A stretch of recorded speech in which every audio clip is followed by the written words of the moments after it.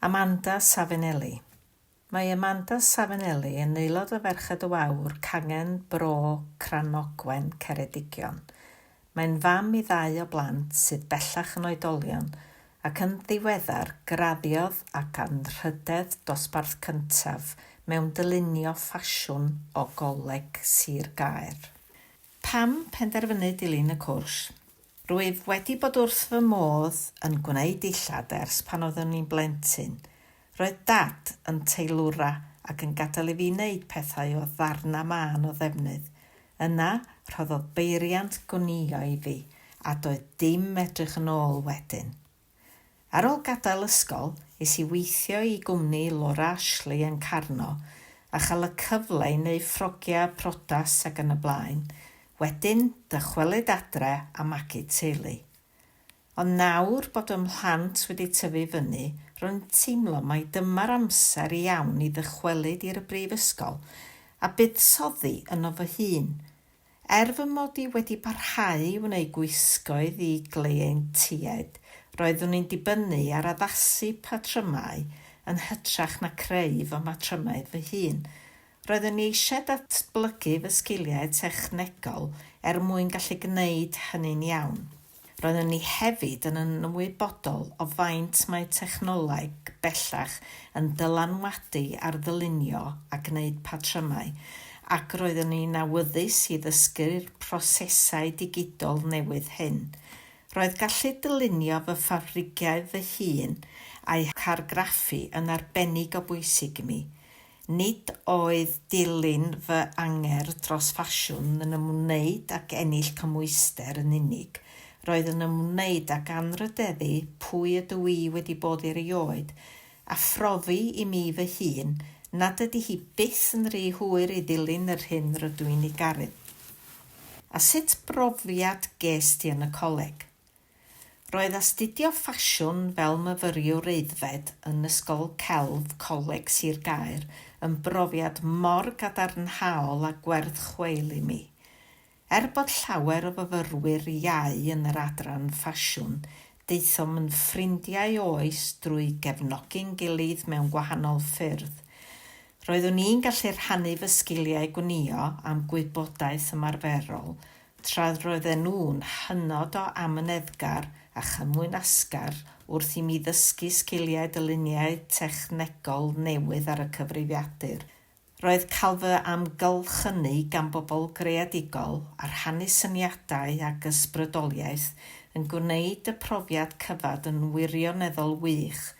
Roeddwn hefyd yn ffodus iawn o gael lliw ffas yn gefn mawr i mi drwy fy amser yn y coleg. Pa fath o ddillad wyt ti'n ei dylunio?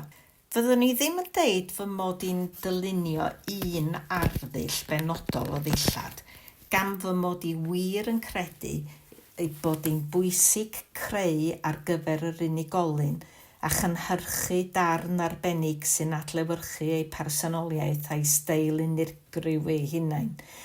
Rwy'n mwynhau'r her yn arbennig pan fydd rhywun yn dod â delwedd i mi ac yn gofyn allaf ail greu rhywbeth tebyg gan ei fod yn caniatáu i mi ddatblygu'r patrwm o'r dechrau ac adeiladu'r dilledyn o'r cychwyn cyntaf.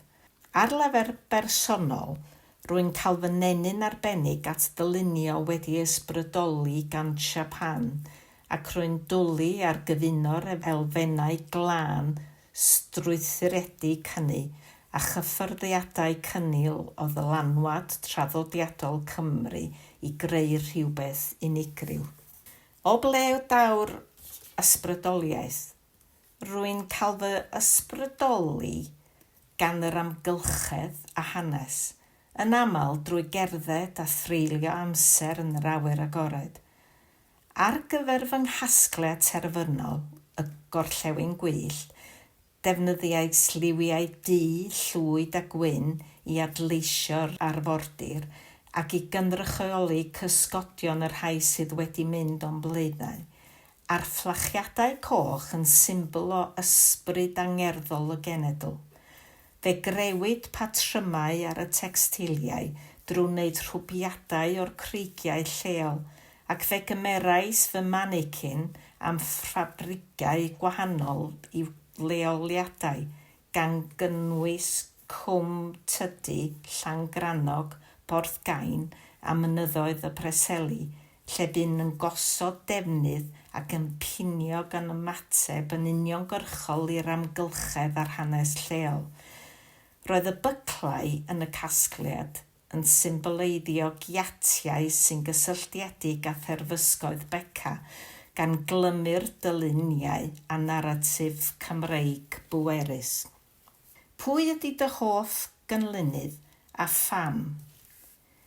Chitose Arbe, sy'n chwalu'r gwahaniaethau rhwng yr achlysur a'r ffurfiol, gwrwaidd a benywaidd, a dillad chwaraeon a couture.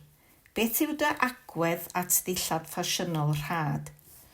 Mae'n fy nghalanogi'n fawr gweld bod newid o'r diwedd yn digwydd ym myd ffasiwn, bod gennym ffordd bell i fynd. Rwy'n credu'n gryf bod angen i ni gymryd cyfrifoldeb personol a gwneud safiad trwy fuddsoddi mewn dillad y byddwn ni'n ei wisgo dro ar ôl tro. Nid yw dillad rhad ac yn hyrchu'r un ei miloedd yn cynnig yn hir oedledd hwn i mi. Mae'n ymwneud â dewis darnau sy'n fuddsoddiad ac adeiladu cwpwr dillad capsiwl meddylgar unigol sy'n adlewyrchu pwy ydych chi mewn gwirionedd. Beth nesaf i Amanda Savinelli? Ar hyn o bryd, rwy'n creu cwpwr dillad capsiwl ar gyfer cleiant sy'n mynd i Baris ar daith arbennig iawn. Rwyf hefyd mewn trafodaeth gyda ffrind am ddigwyddiad cymunedol wedi ysbrydoli gan derfysgoedd Rebecca. Ar ôl ennill gwobr dewis y bobl yn y seremoni raddio, byddam yn datblygu casgliad newydd i warddangos ym mis Hydref. Yn y tymor hir, rwy'n gobeithio parhau i greu darnau ar gyfer unigolion, creu gwisgoedd ar gyfer ffilmiau a hynny yn sgil y mwynhad ag i o weithio, enghraifft ar siani bob man.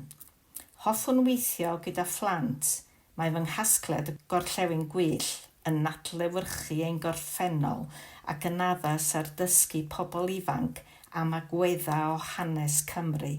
Byddai'n hyfryd hefyd gweithio gydag oedolion i ddysgu sgiliau addasu dillad.